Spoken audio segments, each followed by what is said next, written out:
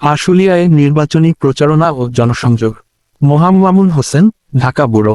ঢাকা ১৯ আসনে বিএনপি মনোনীত প্রার্থী ডাহ দেওয়ান মোহাম্মদ সালাউদ্দিন বাবুর পক্ষে নির্বাচনী প্রচারণা ও জনসংযোগ করেছেন আশুলিয়া থানা বিএনপির সাংগঠনিক সম্পাদক মোহাম্মদ হাজী কাশেম মিয়া।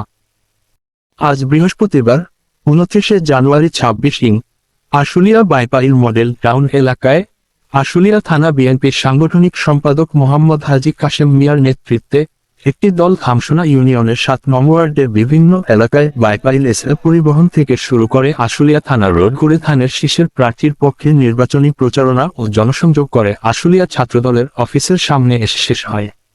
এই সময় বিভিন্ন নেতারা বলেন, আগামী ১২ই ফেব্রুয়ারি আপনারা সবাই ভোট কেন্দ্রে যাবেন। ভোট কেন্দ্রে গিয়ে ফরজের নামাজ আদায় করবেন, তারপরে লাইনে দাঁড়িয়ে ভোট দিবেন। ভোট শেষ না হওয়া পর্যন্ত ভোট কেন্দ্র পাহারা দিবেন। কেউ যেন ভোট চুরি এবং ভোট কেন্দ্র দখল করতে না পারে সেই দিকে খেয়াল রাখবেন। ফলাফল ঘোষণার পর ভোট কেন্দ্র থেকে আসবেন। এই সময় উপস্থিত ছিলেন ঢাকা উত্তরের ছাত্রদলের সহসভাপতি মোহাম্মদ রহমান হোসাইন রকি, ধামসোনা ইউনিয়ন ৭ নং ওয়ার্ড সাবেক সিনিয়র যুগ্ম সাধারণ সম্পাদক মোহাম্মদ হারুনুর রশিদ মণ্ডল, বিএনপি নেতা বাদশা মণ্ডল, বিএনপি নেতা তারা মণ্ডল এবং বিএনপি নেতা হাজী মোতালেব মণ্ডল সহ আরো অন্যান্য নেতৃবৃন্দ উপস্থিত ছিলেন।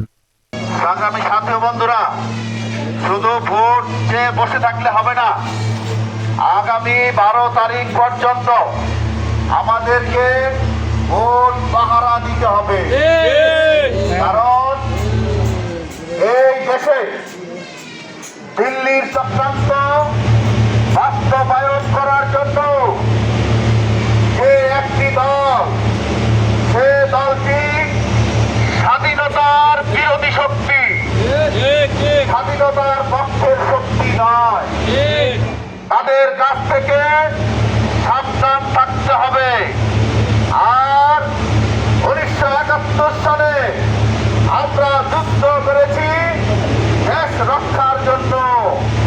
আবার দ্বিতীয়বার ২৪ সনে যুদ্ধ করেছে এ দেশের ছাত্র জনতা, অপমর জনতা যুদ্ধ করে আত্মজীবন দিয়েছে।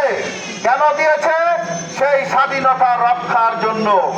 তাই আমরা আর কত প্রাণ দেব, কত জান দেব সেই দিল্লির চক্রান্তকে রুখে দেওয়ার জন্য। আমরা আগামী ১২ তারিখ ধানের শীষ প্রতীকে ভোট দিয়ে নতুন বাংলাদেশ করার জন্য জনাব তারেক রহমানের হাতকে শক্তিশালী করব।